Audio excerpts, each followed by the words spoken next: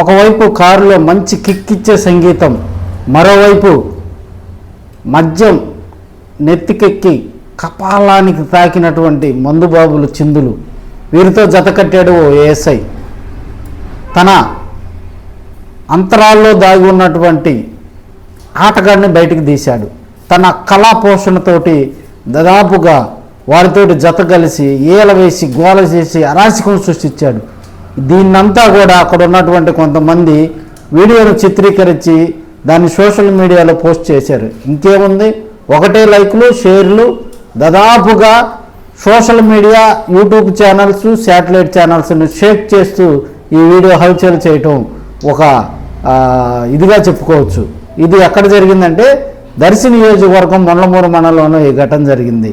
అయితే అక్కడ ముళ్ళమూరు మండలంలో ఒకే పార్టీకి చెందినటువంటి ఇరు వర్గాల మధ్య ఘర్షణ తలెత్తడంతో ఆ ఘర్షణలో, రాజకీయ ఘర్షణలో ముగ్గురికి గాయాలయ్యాయి.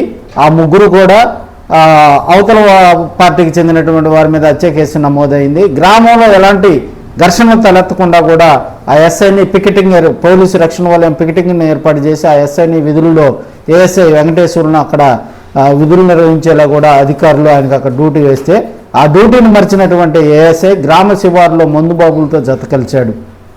తనలో ఉన్న ఆటగాడిని బయటికి తీశాడు. మందుబాబులు మందు తాగుతూ చిందులు వేస్తూ ఉంటే ఈయన కూడా కూర్చొని ఏల వేస్తూ దాదాపుగా పాటలు పాడుతూ తన అంతరాల్లో దాగి ఉన్నటువంటి మరో మనిషిని బయటకు తీసి దాదాపుగా సోషల్ మీడియాని షేక్ చేసినటువంటి సందర్భాలు. మరి వీళ్ళు వీడియో తీసిన వాళ్ళు కుదురుకుంటారా? సోషల్ మీడియాలో పోస్ట్ చేశారు. ఆ దర్శి చుట్టుపక్కల ఉన్నటువంటి యూట్యూబ్ ఛానల్స్, శాటిలైట్ ఛానల్స్ దాదాపుగా ఈ వీడియోని వైరల్ చేసేసినాయి. ఫేస్బుక్, ట్విట్టరు, ఇన్స్టాగ్రామ్ వాటన్నిటిలో దాదాపుగా ఈ వీడియో ఇచ్చేసినటువంటి సందర్భాలు చూసాం. విషయం ఉన్నతాధికారుల దృష్టికి చేరటంతో ఈ విషయాన్ని ఎస్పీ గరుడు సుమిత్ సునీల్ సీరియస్గా తీసుకొని ఆయన సస్పెండ్ చేయడం జరిగింది. దాదాపుగా వారందరూ ఆయన మీద కూడా చర్యలు తీసుకునేందుకు ఐజీ కార్యాలయానికి కూడా నివేదిక పంపినట్లు కూడా మనకు తెలుస్తూ ఉంది. ఇలాంటి చర్యలను ఎందుకంటే పోలీసు ఉన్నతాధికారులు ఉపేక్షించేది లేదు. ఇది పోలీసు వ్యవస్థకే కొంత ఇబ్బందికర పరిస్థితులు నెలకొంటూ ఉంటాయి కాబట్టి వెంటనే చర్యలు తీసుకొని ఆయన వీఆర్కు పంపడం జరిగింది.